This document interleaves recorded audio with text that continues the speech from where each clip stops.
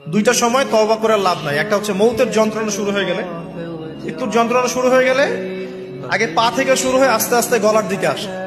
হাদিসে যেমনটা এসেছে, সূরা ওয়াকিয়ার মধ্যেও আছে যে পায়ের দিক থেকে যন্ত্রণা শুরু হয়ে আস্তে আস্তে আস্তে আস্তে এই গলার দিকে আসে, এবং আত্মাটা গলার এখানে যখন চলে আসে, এখান থেকে মালাকুল মউত আত্মাটাকে নিয়ে চলে যায়। এবং চোখ দিয়ে তাকিয়ে থাকে মানুষ।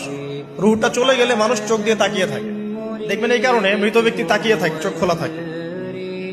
এবং তখন আসমান থেকে সিঁড়ি নামিয়ে দেওয়া হয়, ওই সিঁড়িতে করে আত্মা চলে যাচ্ছে, ও তাকিয়ে দেখে যে আত্মা চলে যাচ্ছে। এবং মানুষ মারা যাওয়ার পরে চোখ জীবিত থাকে অনেকক্ষণ। মেডিকেল সায়েন্স যারা পড়েছে তাদেরকে জিজ্ঞাসা করবে।